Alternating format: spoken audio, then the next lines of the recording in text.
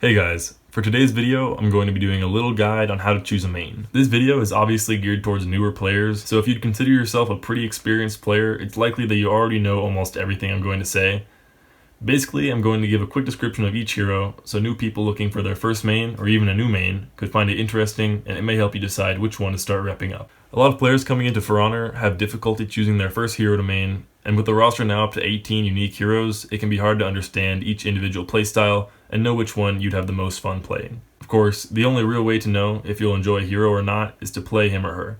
If you're totally unsure of who to try out and could use a little direction, I put together a little 10-question quiz that I'll link in the description for you guys to try out. I've taken it a couple times myself, and I just think it's interesting to see if I get paired with the heroes I already main. Quick disclaimer that this video contains a lot of opinionated claims, so if you disagree with something I say, let's start a discussion in the comments. Also, I left timestamps for each hero in the description, so if you already know you're interested in a certain few, you can go directly to them. Right now I'm going to talk through each hero and give a quick description of each one, so if you're new to the game, I'd recommend sticking around for this part of the video and then moving on to the quiz.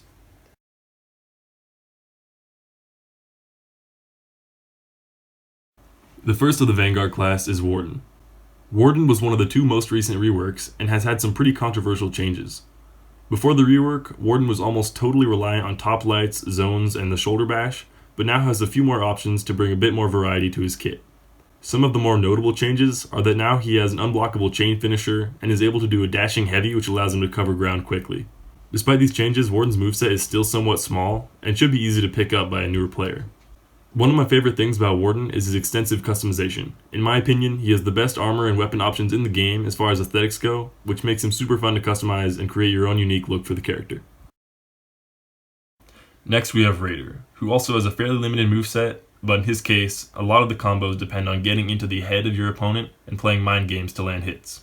The stunning tap and unblockable zone attack are basically the two core moves of his kit, and these two combined make him surprisingly versatile. Raider is another very technical fighter, and mastering the fundamentals of the game is what really allows the hero to shine. One thing Raider really lacks at the moment is top-tier competitive potential. Against very high-level players, you have to play super carefully because of his mostly reactable attacks and rely on light parries to get in the majority of your damage. Nevertheless, I think he's a super fun character to play, and that giant Viking axe does a ton of damage and is super satisfying to wield. The last of the Vanguard class is Kensei.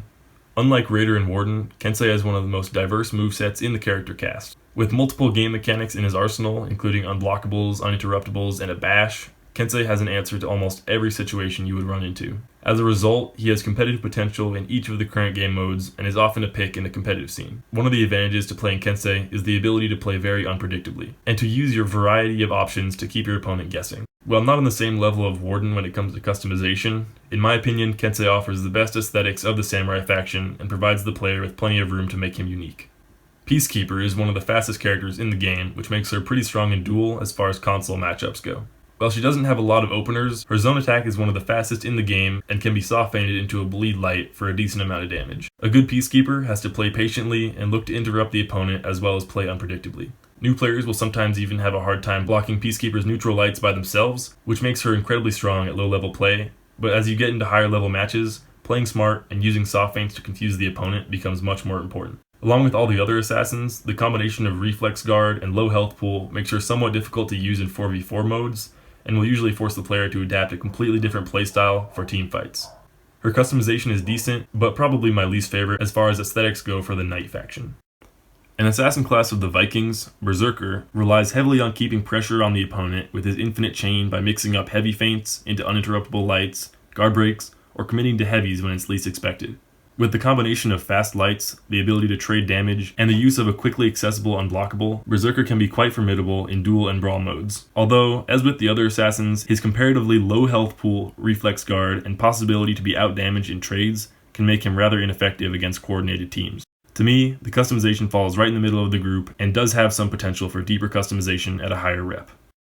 Orochi's recent rework was overall a buff, but even with the changes made to his moveset, his core gameplay is similar to what it has always been. He has fast lights from neutral, which makes interrupting attacks easy and allows him to continue chaining lights or going into heavy feints to confuse the opponent. Orochi has a lot of counterplay potential with certain moves like his undodgeables and mobility. As far as openers, the zone attack and follow-up lights are going to be his main tools, but in higher level play, Orochi mains have to be opportunistic fighters and shift back and forth from offense to defense. In my opinion, he is fairly strong in every game mode, but lacks a little bit in teamfight potential. His customization doesn't really stand out when compared to others in the cast, but he is the true katana wielder of the samurai faction, and a lot of players will enjoy using a weapon with such a history. Shinobi is an extremely mobile hero who excels at maintaining distance and playing safe. He has the lowest health pool in the game, but has a moveset that makes him very hard to punish by opponents. He has an uninterruptible kick that guarantees a ranged heavy, but even if the kick is dodged, Shinobi can dodge backwards and usually remain undamaged. With the highest guaranteed damage off of a guard break, very fast lights, and insanely good mobility, Shinobi's playstyle allows him to close the distance, deal a good amount of damage, and immediately retreat to a safe distance. I am by no means trying to say that he is uncounterable, but against most heroes, he can be very difficult to deal with. He's definitely not as viable in 4v4 mode as some other heroes, and in my opinion, he's one of the least appealing characters aesthetically. Moving to the first hybrid of the group, Lawbringer has one of the best defensive games of the cast. With the second highest overall health pool and the ability to bash on block, Lawbringer can be very effective against a select few opponents. However, Lawbringer is extremely lacking on offensive ability and is left helpless against multiple heroes, such as Shinobi and Highlander. Despite having a large weapon, Lawbringer's damage output is rather low, which again contributes to his lack of offensive ability. Another downfall when it comes to offense is his bash does not guarantee any damage, but offers a 50-50 instead. Lawbringer is arguably the best in the game with regards to customization, and gives the player a wide selection of gear to make him look like one of the most menacing heroes available. Valkyrie is a hybrid of the Viking faction, and with her recent rework, she has become much more viable for competitive play. She has nearly every attack chain possible with lights and heavies, very fast lights, and now a solid amount of damage on punishes. One thing she was missing before is guaranteed damage off of certain hits, but now her shield bash guarantees a light when it lands and allows her to continue into multiple chains and opportunities to mix up the opponent. We haven't seen enough to determine whether she'll be a pick in top tier play or not, but she definitely seems like a well-rounded hero for any game mode with the same decent customization as before. Nobushi is one of two hybrids in the samurai faction and has a moveset that is, in my opinion, very usable in all modes. While not totally lacking offensive ability, Nobushi can be more effective when played off of your opponent's decisions and reacting rather than initiating. One of Nobushi's most unique and important features is the hidden stance, which when timed right can guarantee bleed lights or can be used to transition to a rather fast kick, which again guarantees bleed damage, or a top heavy if the opponent hits a wall. Zone can be a very effective tool in team fights and is also useful in anti-gank situations. Another advantage of Nobushi is the range that is offered by the Naginata, as well as the damage that is guaranteed off of an out-of-stamina knockdown. Customization potential is rather low to me, and is somewhat more difficult to distinguish low and high rep players at times. Centurion is the second hybrid from the Knights, who is fairly well balanced, but definitely has some hard pros and cons. His two strongest attributes are going to be his kick and very high damage off of certain punishes. Specifically, the wall splat punish guarantees a heavy, as well as a knockdown which allows another heavy. This makes playing near walls a great idea for Centurion to get the most amount of opportunities for that punish. The Legion kick guarantees a light attack, while also draining a decent amount of stamina. Being out of stamina against a Centurion is a situation nobody wants to be in, and the kick is an excellent tool to keep the opponent out of stamina and continue damaging. Even with these strengths, Centurion's moveset doesn't allow him to be all that unpredictable, and he is countered by a number of heroes, partially because of his short range. His heavy plate armor gives him pretty extensive customization, but not quite at the level of Warden or Lawbringer. To close out the hybrid class for the Vikings, we have Highlander. Highlander has one of the most unique and effective movesets of all the heroes. With the ability to transition between two different stances, high damage payoff from kicks, and having crushing counterstrike property from all sides, his moveset is incredibly diverse. When in offensive stance, blocking is not possible, but with a very short dodge recovery, almost every move thrown at him is punishable with a kick. Some of the few downsides to Highlander is his health pool is only slightly above that of an assassin, and comparatively speaking, is one of the hardest to fully learn. The massive claymore leaves a lot of room for customization, and in my opinion, Highlander has among the most potential for diversity in the Viking faction. Gladiator is another hero that has a wide variety of options that can confuse your opponent. With the use of moves such as a dodge bash that applies stun, a dodge light, an unblockable that applies bleed, and a unique attack called a toe stab, there are dozens of combinations that can be effective when trying to break through an opponent's defense. An important factor to playing well with Gladiator is constantly keeping pressure with the shield bash while mixing up the chain that follows with the impale, guard breaks, and following through with heavies. However, with Gladiator's very brief reflex guard, health pool, relatively low damage, and easily punishable dodge lights, he is quite vulnerable in team fights. I love Gladiator's weapon customization, but his armor isn't quite as extensive as I would like it to be. Shaman arguably has the most complex moveset in the game at the moment, and has a couple unique features that other heroes don't. Blood Trance is one of those features, and allows her to gain back a small bit of health with each successful attack while the opponent is bleeding. Besides Blood Trance, she just has a lot going for her that makes her very usable in almost any situation. She has unblockables, great range with her pounce, fast soft feints that apply bleed, and a number of other things that can be used to mix up the opponent. For players who think they'll enjoy a wide variety of combos, Shaman is a great pick for any game mode, but of course she has similar downfalls as the other assassins with lower health and reflex guard. Similar to Gladiator, I think her weapon customization is super diverse, but when it comes down to her armor, I'd like to see more variation. Aramusha's moveset heavily relies on soft feints and trying to make your opponent go for parries in order to get damage. Although he is very effective in low-level play, much like Peacekeeper, Aramushas must change their playstyle consistently if they want to be viable at high level. One thing that is unique to Aramusha is his all guard.